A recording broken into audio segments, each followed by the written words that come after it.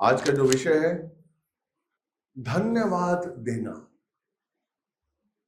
हमारे लिए क्यों जरूरी है। परमेश्वर ने क्यों कहा है कि हम धन्यवाद दें हर बात में। फिलिपियो 2:14 फिलिपियो की पत्री उसका 2 अध्याय और 14वां वचन।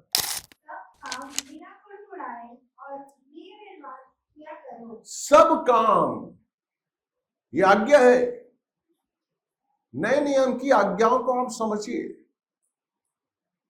आप उन्हीं 10 आज्ञाओं को याद करते हैं। नए नियम की आज्ञा है जैसे लूका 9:23 में है, इब्रानियों 3:13 में है, ये 2:14 में है।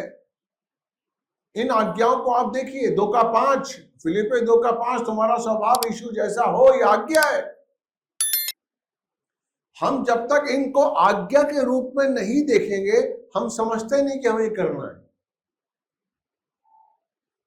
इसलिए मैं आपको बता रहा हूं ये आज्ञा है। जो आज्ञाएं हैं उन्हें हम समझते हैं बस हमें उन्हीं का पालन करना है, क्योंकि ये आज्ञा है। 10 आज्ञा हमें उन्हीं को देखना नहीं। वो पुरानी वाचा है। नई वाचा की आज्ञाओं को आप समझिए। Praise the Lord. 2 आज्ञाएं, पूरे मन से, पूरी बुद्धि से, पूरी आत्मा से, पूरी शक्ति से परमेश्वर से प्रेम करो, यह आज्ञा है। अपने पड़ोसी से अपने समान प्रेम करो। लेकिन दूसरी आज्ञा तभी कभी पूरी नहीं होगी अगर पहली आज्ञा आप पूरी नहीं करेंगे। तो इन आज्ञाओं को समझने की कोशिश करिए। फिलिपियो 2:14 में है कि सब काम बिना कुड़कुड़ाए और बिना विवाद के किया करो।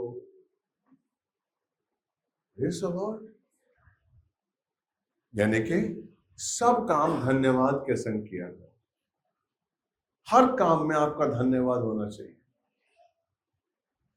हर दिन आपको धन्यवाद देना है। हर काम के लिए आपको धन्यवाद देना है। क्यों धन्यवाद देना है? क्योंकि धन्यवाद ही आपको प्रभु की ज्योति बनाता है। आप समझे इस चीज को? आप समझ रहे हैं? आपका धन्यवादी होना अपने काम के लिए, रोजमर्रा की जिंदगी के लिए, रोज के कार्यों के लिए, अपनी नौकरी के लिए, अपने घर के लिए, अपनी बीवी के लिए, अपने बच्चों के लिए, अपने पड़ोसी के लिए, हर काम में, हर बात में आपका धन्यवादी होना आपको ज्योति बनाता है प्रभु। अगर आप धन्यवादी हैं तो आप ज्योति हैं। नहीं समझ में आ रहा है? इसका 15वां दिखाइए। 15वां,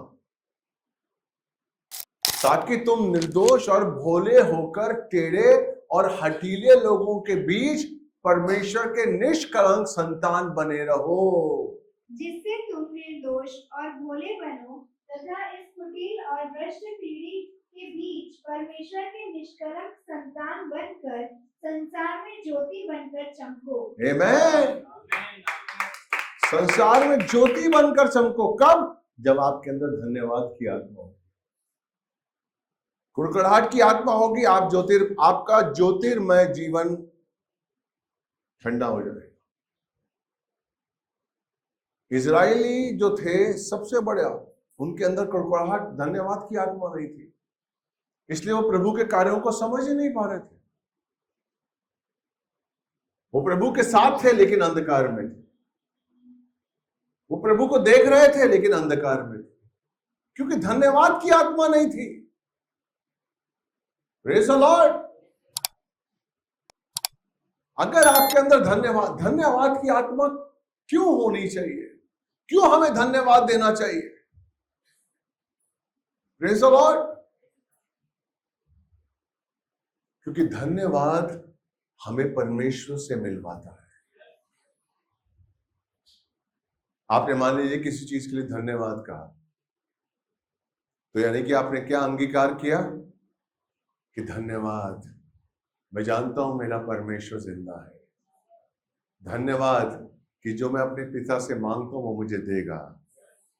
यानी कि धन्यवाद, वो सर्वशक्तिमान है, वो एल एलोही है, वो ब्रह्मांड का रचयिता मेरा पिता है।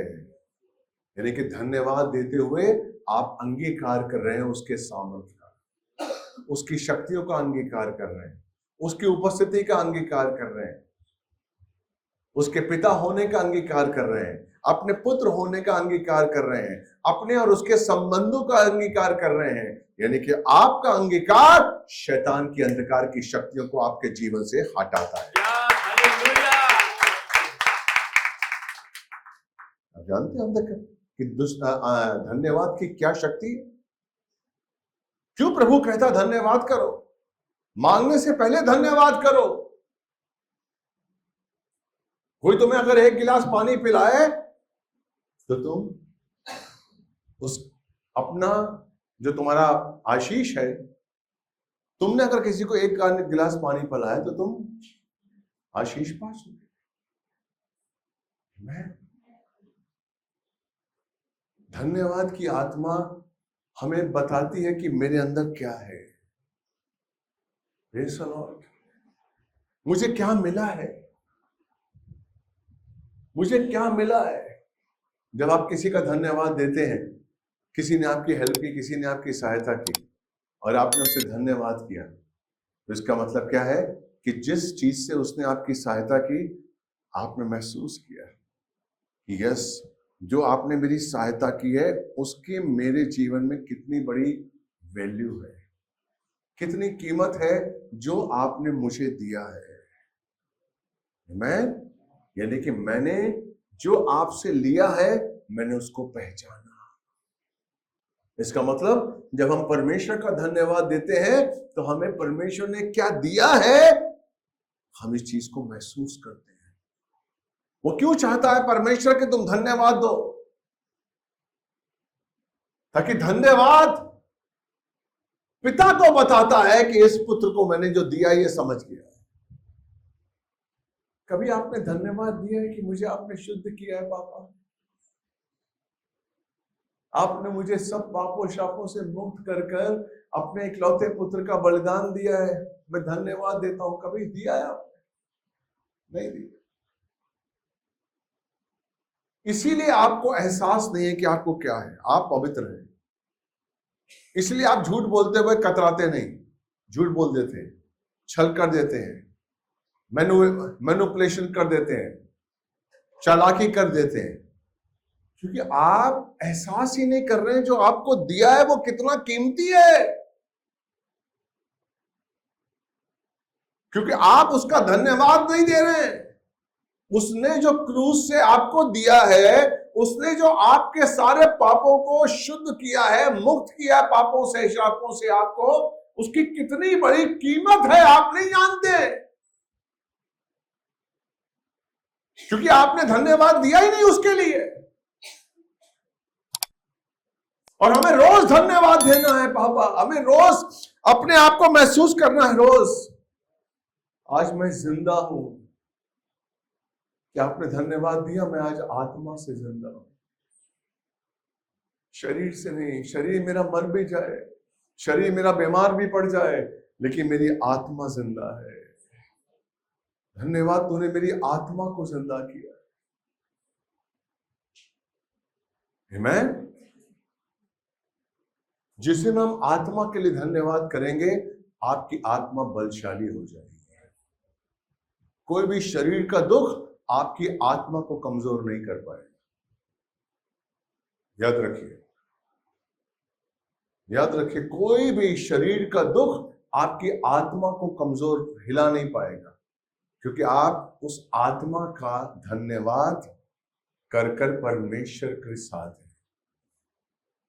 इसलिए वो लिखा हुआ है, ताकि तुम निर्दोष और भोले होकर, जब आप धन्यवाद देते हैं, जब आप कुड़कुड़ाते नहीं हैं, तो आप कौन होते हैं? निर्दोष और भोले बनते हैं। टेढ़े और हटीले लोगों के बीच, क्या लिखा हुआ है बाइबल में, आपकी बाइबल में? ध्यान से देखिए, दूसरे का 15, फिलिप्पियों 2:15, जिससे तुम निर्दोष और भोले बनो तथा इस कुटिल और भ्रष्ट पीढ़ी के बीच परमेश्वर के निष्कलंक संतान बनकर। इस कुटिल और भ्रष्ट पीढ़ी के बीच जिसमें आप जाते हैं, इस कुटिल और भ्रष्ट पीढ़ी के सामने आप रोज जाते हैं। कुटिल और भ्रष्ट पीढ़ी के बीच में आप रोज नौकरी करने के लिए जाते हैं। आपको पता है जहां आप जा रहे हैं वो कुटिल और भ्रष्ट पीढ़ी है। रोज जा रहे हैं आप कुटिल और भ्रष्ट पीढ़ी के बीच। आगे, परमेश्वर के निष्कलंक संतान बनकर संसार में ज्योति बनकर चमको। आमीन। कुटिल और भ्रष्ट पीढ़ी के बीच में जब आप परमेश्वर का धन्यवाद करते हुए जाते हैं तो आप ज्योतिर्मय बनते हुए उनका सामना करते हैं, और कोई भी अंधकार की शक्ति आपका कुछ नहीं बिगाड़ सकती, क्योंकि आप निर्दोष और भोले हैं, क्योंकि आपने धन्यवाद को अपना सर्वस्व माना। बाइबल कहती है कल की चिंता मत करो, कल की चिंता कल आप करेगा। हालेलुया। इसका मतलब क्या हुआ? इस वचन को अगर हम दूसरी तरीके से समझें, मत्ती 6:34 कहता है कल की चिंता मत करो, कल की चिंता आप करेगा। इसका मतलब दूसरे तरीके से अगर इस वचन को मैं समझूं तो मुझे आज का धन्यवाद देना है। अगर मैं आज के लिए धन्यवादी होऊंगा तो मेरे अंदर कल की चिंता आएगी नहीं।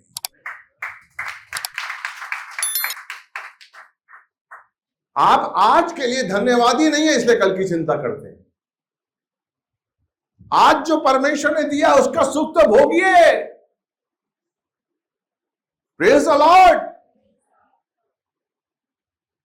मुझे आज क्या मिला है, क्या आप जानते हैं मुझे आज क्या मिला है?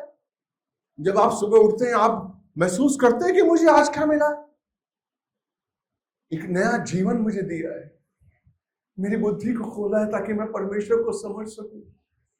उसने मेरे कान को खोला है, मुझे शिष्य का मन दिया है, मुझे पवित्र किया है।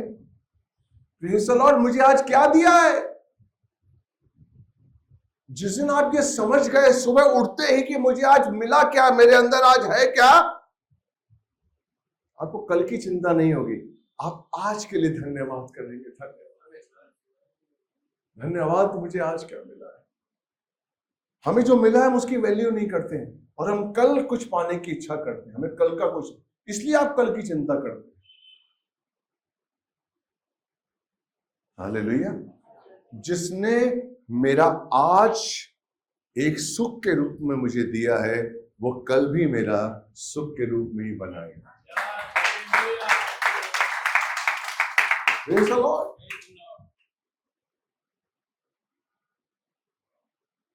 वो पिता है, वो कहता है कल की चिंता मत कर।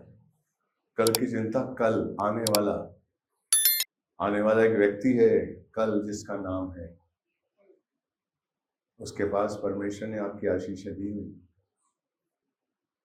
कल की चिंता मत कर। हालेलुया। लूका 17:11 से 19 के बीच में एक दृष्टांत है, 10 कोढ़ियों का दृष्टांत, जिसे आपने कई बार सुना होगा। उसमें धन्यवाद के बारे में कई चीजें लिखी हुई।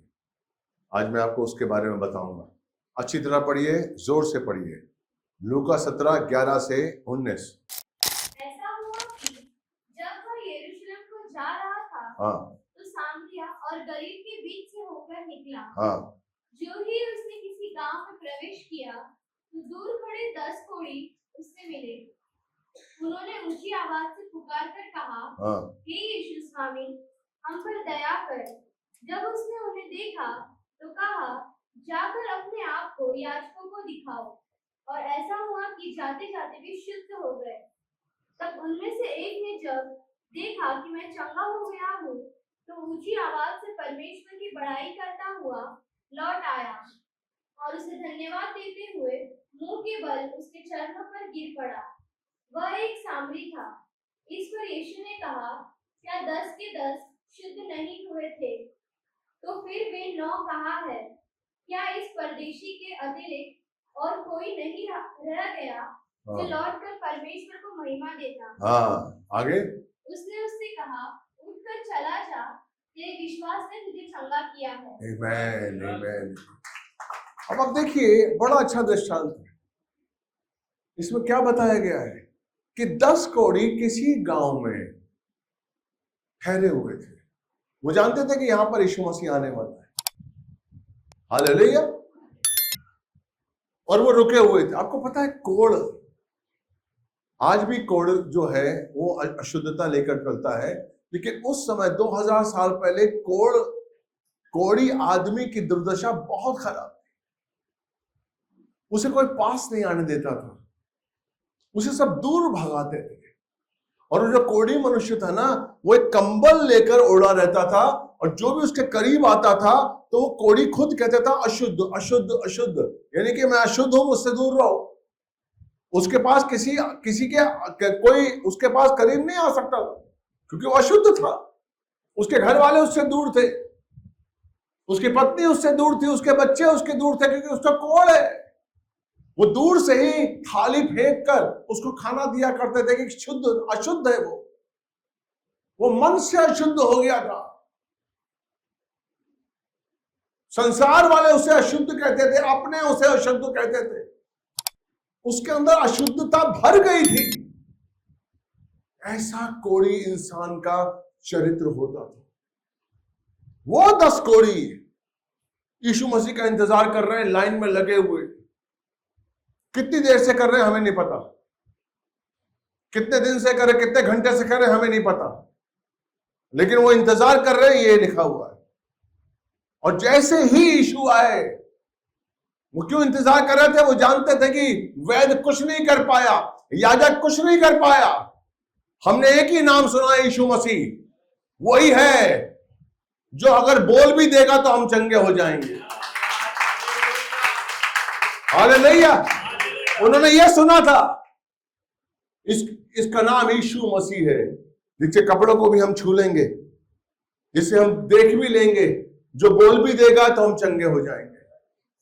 और जो खड़े हुए थे लाइन में, और जब यीशु मसीह वहां पर आया, उन्होंने देखा कि ये 10 कोढ़ी हैं। हालेलुया। चिल्लाकर बोले, हे यीशु स्वामी हम पर दया कर, हे यीशु स्वामी हम पर दया कर। जोर से चिल्ला रहे थे वो। Praise the Lord. क्योंकि उन्हें पता था यही अंतिम आशा है, यहीं से जीवन है और कोई नहीं जीवन दे सकता है, यहीं से सुख है, यहीं से चंगाई है और कोई नहीं दे सकता है। यीशु ही है,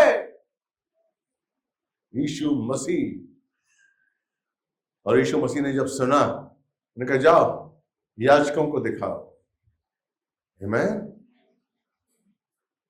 रीति रिवाज थी कि याजकों के पास वो ऐसे नहीं जा सकते थे। याजक ही एक अंतिम निर्णायक था। वो बताता था कि हाँ साहब तुम शुद्ध हो गए, जाओ तुम संसार में जा सकते हो, जाओ तुम शुद्ध हो गए, अपने परिवार से मिल सकते हो, जाओ याजक को दिखाओ। हालेलुया। यीशु के वचन में ही चंगाई थी, सामर्थ था। Praise the Lord. और यीशु ने कहा जाओ अपने आप को याजकों को दिखाओ। इसका मतलब अगर मैं याजक को दिखा सकता हूं तो मैं चंगा हो चुका हूं। क्योंकि निर्णायक एक ही उपाधि थी, निर्णय करने की, एक बताने की कि साहब आप चंगे हैं कि नहीं है, वो थी याजक को। और वो 9 के 9 चले गए। लेकिन एक को जब एहसास हुआ कि मुझे चंगाई मिली है, मुझे कोढ़ से चंगाई मिली है, मैं शुद्ध हो चुका हूं, जब उसने उस शुद्धता को महसूस किया, जब उसने महसूस किया कि मुझे क्या मिला है, मैं कितने सालों से, कितनी देर से दर दर की ठोकरें खा रहा था, लोग मुझसे नफरत कर रहे थे, लोग मुझे पूछ रहे थे, मेरे घर वाले मुझे नहीं पूछ रहे थे, मेरी बीवी मेरे बच्चे मुझे नहीं पूछ रहे थे, कोई मुझसे प्यार नहीं कर रहा था। आज मुझे शुद्धता का आशीष मिला। आमीन। हालेलुया। अब मुझे मेरे अपने प्यार करेंगे, अब मुझे लोग दूर नहीं करेंगे, अपने पास बिठाएंगे। हालेलुया। जब उसने एहसास किया तो वापस आया परमेश्वर के पास, यीशु के पास, और मुंह के बल गिरकर उसको दंडवत किया। आमीन। क्योंकि वो महसूस कर रहा था कि मुझे क्या मिला है। मेरे भाई, आज हमारे जीवन में परमेश्वर बहुत काम करता है, बहुत काम करता है। यहां जितने बैठे सबके जीवन में परमेश्वर ने काम किया है। क्या कभी आप मुंह के बल गिरकर आपने धन्यवाद दिया है? क्योंकि मेरे भाई, बहुत जरूरी है कि हमें जो मिला है हम उसकी कीमत को समझें। चाहे वो चंगाई मिली है, चाहे हमारे मन को बदला है उसने, चाहे मुझे पापों श्रापों से मुक्त किया है, चाहे उसने मेरे जीवन से नशा दूर किया है, चाहे मेरे अंदर से व्यभिचार निकाला है, कुछ भी जो निकाला मेरे अंदर से, वो एक ऐसी चीज है जिसने मुझे उसका प्रतिरूप बना दिया, मुझे शुद्ध कर दिया। आमीन। वो शुद्धता लेकर आया था, उसे शुद्धता मिल गई थी। मेरे भाई, आप जाइए संसार में, आप जाइए संसार में, कितना भी पैसा आपके पास क्यों ना हो, कितनी भी दौलत क्यों ना हो, लेकिन ये संसार आपको शुद्ध नहीं कर सकता। ये अपनी अशुद्धता आपको देगा, अपनी नफरत आपको देगा, अपनी घृणा आपको देगा, लेकिन अपनी शुद्धता नहीं देगा। शुद्धता सिर्फ एक ही आदमी देगा, उसका नाम है यीशु मसीह। और कोई नहीं दे सकता, कोई नहीं दे सकता। Praise the Lord. इसने महसूस कर लिया था, इसलिए आया और मुंह के बल गिरा। यीशु मसीह ने कहा, वो 9 कहां है? 9 कहां गए? पता चला कि वो 9 संसार में गए। आमीन। यही होता है, हमें जब कुछ मिलता है हम परमेश्वर के करीब नहीं आते हैं, हम संसार में जाते हैं। हम आते हैं, कलीसिया आते हैं, मांगते हैं, और जब परमेश्वर देता है तो संसार में जाकर बोलते, देखो मुझे अच्छी नौकरी मिल गई, मुझे अच्छा जीवन साथी मिल गया, हालेलुया, प्रेज़ द लॉर्ड। वो संसार में गए अपने आप को दिखाने के लिए, देखो मैं शुद्ध हो गया हूं, ऐ मेरी बीवी मैं देख शुद्ध हूं। अपनी गर्लफ्रेंड से बोला होगा कि देखो मैं शुद्ध हूं, अब तुम मुझसे शादी कर लो। हालेलुया। आप अपनी शुद्धता को किसके लिए देख रहे हैं? मेरी शुद्धता की जरूरत, मैं शुद्ध हूं, इसके लिए सबसे जरूरी है मैं परमेश्वर का धन्यवाद करूं। क्योंकि मेरी अगर शुद्धता है तो मैं प्रभु के करीब हूं। अगर मुझ में शुद्धता नहीं है तो कुछ भी नहीं है। आप इस शुद्धता की वैल्यू क्यों नहीं कर रहे हैं? मैं शुद्ध हूं। परमेश्वर ने आपको शुद्ध क्यों किया है? ताकि आप उसके संग एक हो जाएं, एक हो जाएं। वो आप में एक होना चाहता है, वो आप में एक होना चाहता है। अपना पूरा सामर्थ वो आपके अंदर डालना चाहता है। जब आप उसके अंदर एक हो जाएंगे तो, और उसके लिए सबसे जरूरी है शुद्धता। शुद्धता जरूरी है, उससे पहले कुछ नहीं। इस एक सामरी ने जान लिया था शुद्धता की वैल्यू क्या है। आपकी शुद्धता को आप जाइए संसार में बोलिए कि मैं यीशु मसीह में मेरे पाप क्षमा हो गए, लोग हंसेंगे आपके ऊपर। अच्छा, करके देखिए, जाइए कहिए संसार से मेरे पाप क्षमा हो गए, मुझे अनंत काल का जीवन मिला है। लोग हंसेंगे और शायद आपको कोई मेंटल डॉक्टर का एड्रेस भी दे दे कि जाके दिखाइए। आपकी बीवी आपको छोड़ देगी, आपका पति आपसे कहेगा अरे यार पागल हो गई औरत। हालेलुया। कभी ऐसा होता है क्या? आप बोलिए मैं शुद्ध हूं, पहले तो आज सुबह तो नहा ही नहीं, सुबह तो नहा ही है तो शुद्ध तो है। उसको पता ही नहीं संसार को कि शुद्धता का मतलब क्या है। आपके पति को पता ही नहीं कि शुद्धता का मतलब क्या है। Praise the Lord.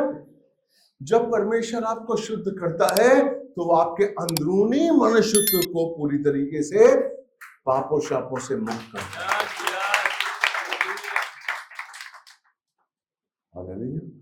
इफिसियों 3, पौलुस की एक प्रार्थना मैं आपको बताना चाहता हूं, 14 से पढ़िए। हालेलुया। पौलुस की प्रार्थना इफिसियों 3, 14 से पढ़िए। परमेश्वर क्या चाहता है, पौलुस क्या चाहता है? इफिसियों 3, मैं इसी कारण उस पिता के सामने घुटने टेकता हूं, 15वां, जिससे स्वर्ग और पृथ्वी पर हर एक घराने का नाम रखा गया है, कि वो अपनी महिमा के धन के अनुसार तुम्हें दान दे कि तुम उसकी आत्मा से अपने भीतरी मनुष्यत्व में सामर्थ पाकर बलवंत हो जाओ। ये है शुद्धता, ये है शुद्धता, कि मैं शुद्धता के द्वारा अपने अंदरूनी मनुष्यत्व में सामर्थ पाकर बलवंत हो जाऊं।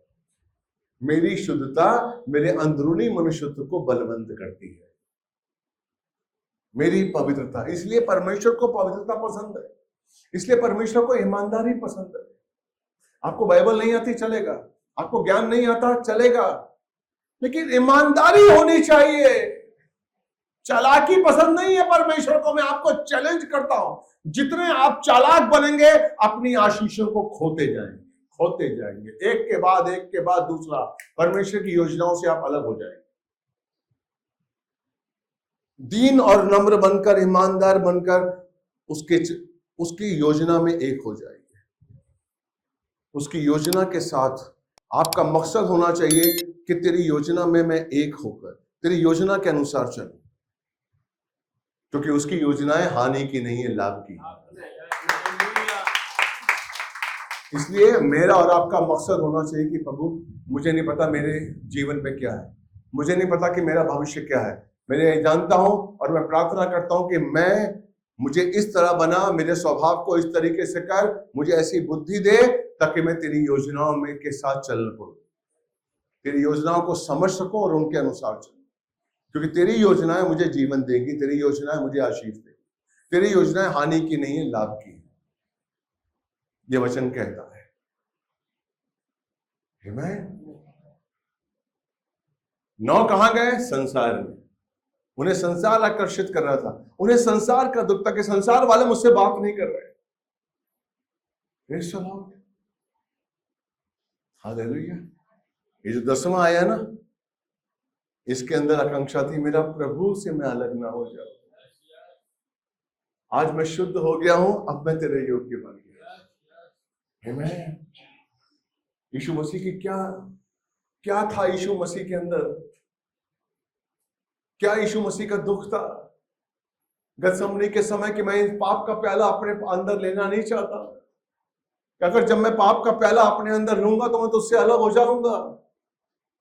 लेकिन संसार को शुद्ध करने के लिए, संसार का उद्धार करने के लिए यीशु मसीह ने पाप का प्याला अपने ऊपर लिया। और वो 3 घंटे यीशु मसीह ने कहा, हे परमेश्वर, तू मुझसे क्यों अलग हो गया? उसके अंदर दुख था, दर्द था, पीड़ा थी, क्योंकि संसार के पाप ने उसे परमेश्वर से, अपने पिता से अलग कर दिया था। हालेलुया। ये जो भाई 10वां सामरी आया है, प्रेज़ द लॉर्ड, ये क्यों रुका था? इसे क्यों शुद्धता चाहिए थी? ताकि परमेश्वर में एक हो जाए।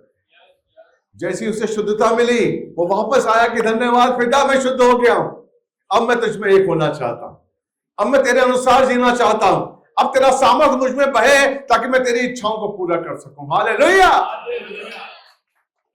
आपको शुद्धता मिली है किसी को दिखाने के लिए नहीं, आपको शुद्धता मिली है परमेश्वर में एक होने के लिए।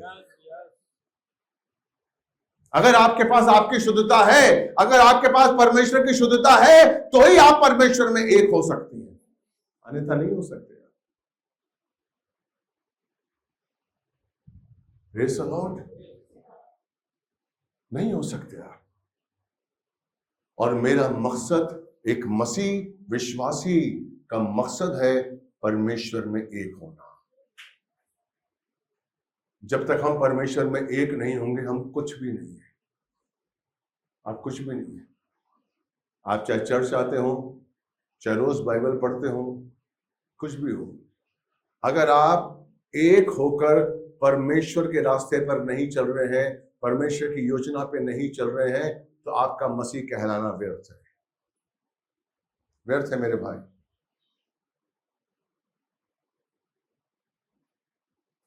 इसलिए हमें धन्यवाद की आत्मा रखनी है। धन्यवाद हमें सिखाएगा कि हम किस तरीके से परमेश्वर के करीब आए। धन्यवाद हमारे अंदर शक्ति लेकर आएगा।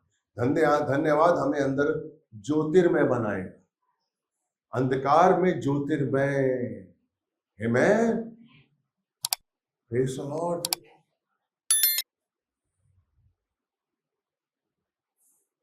अंधकार, इसलिए धन्यवाद। फिलिपियों 4:6 पढ़िए। यह भी एक आज्ञा है, यह भी एक आज्ञा है, परमेश्वर की यीशु की आज्ञा है। सुनिए, किसी भी बात की चिंता मत करो, ये आज्ञा है। पढ़िए। किसी भी बात की चिंता ना करो, परंतु प्रत्येक बात में प्रार्थना और निवेदन के द्वारा तुम्हारी विनती धन्यवाद के साथ परमेश्वर के सम्मुख प्रस्तुत की जाए। आमेन। सबसे पहले किसी भी बात की चिंता मत करो। ये किसके लिए आज्ञा है? विश्वासियों के लिए, अविश्वासियों के लिए नहीं है। अगर आप विश्वासी होकर चिंता कर रहे हैं तो आप विश्वासी नहीं है। इसका मतलब आप पिता को, उस परमेश्वर को पिता मानते ही नहीं है। इसका मतलब आप विश्वास ही नहीं करते कि आपका पिता आपके लिए काम कर रहा है, क्योंकि आप चिंता कर रहे हैं। आप चिंता कर रहे हैं नहीं। हाँ, हमें अपने आप को समर्पित करना है।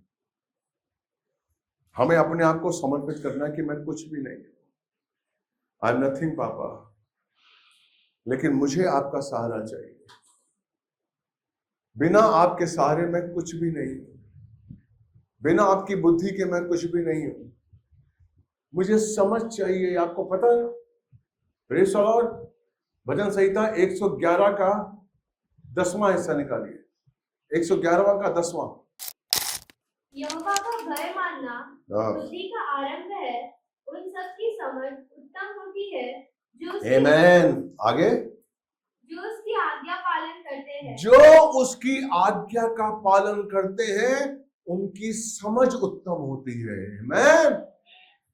समझ, आप समझ को वैल्यू नहीं देते।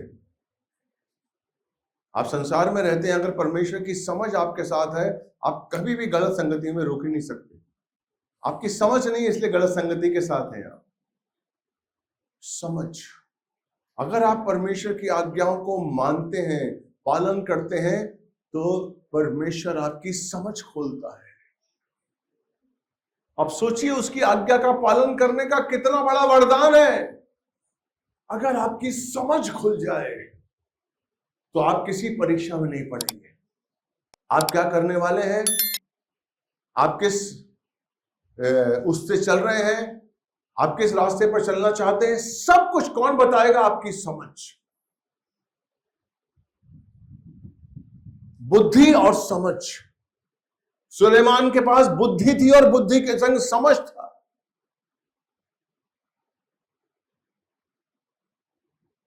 और ये कैसे मिलेगा?